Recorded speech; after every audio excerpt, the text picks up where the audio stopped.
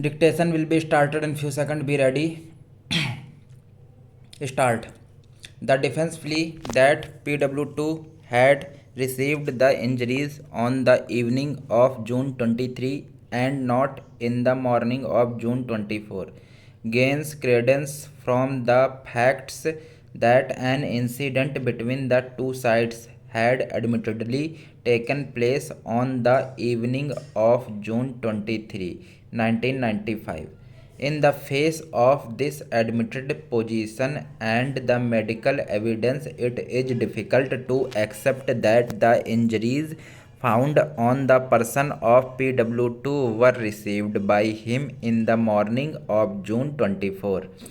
From this, either of two inferences would logically follow. One, PW2 was not present at the occurrence in which the deceased was killed in the morning.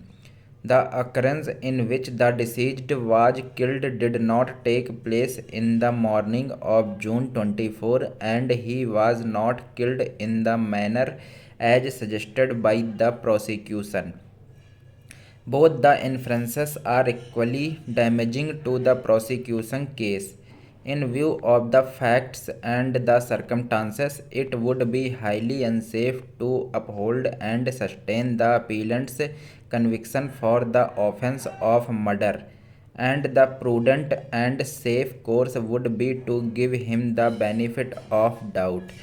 Accordingly, he is acquitted of the charges under section 302 and 304 IPC. Para. The next appeal is directed against the judgment of the Punjab and Haryana High Court in Criminal Appeals numbers 201 of 1996, confirming the appellant's conviction under section 302 of the Penal Code and the sentence of life imprisonment awarded to him by the trial court for having committed the murder of Kamlesh. Para.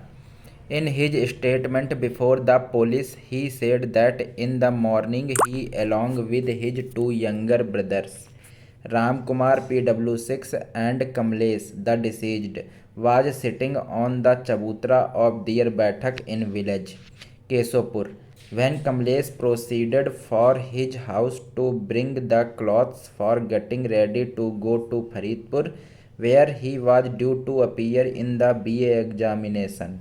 As he reached the chopal where the lane turned, he was waylaid by the accused Karam and Rampal, who were armed with knives. Para. As to the cause of the incident, he stated that shortly before the occurrence, his younger brother Suresh was elected as the village sarpanch. He did not pay any heed to his demands. Thanks for watching.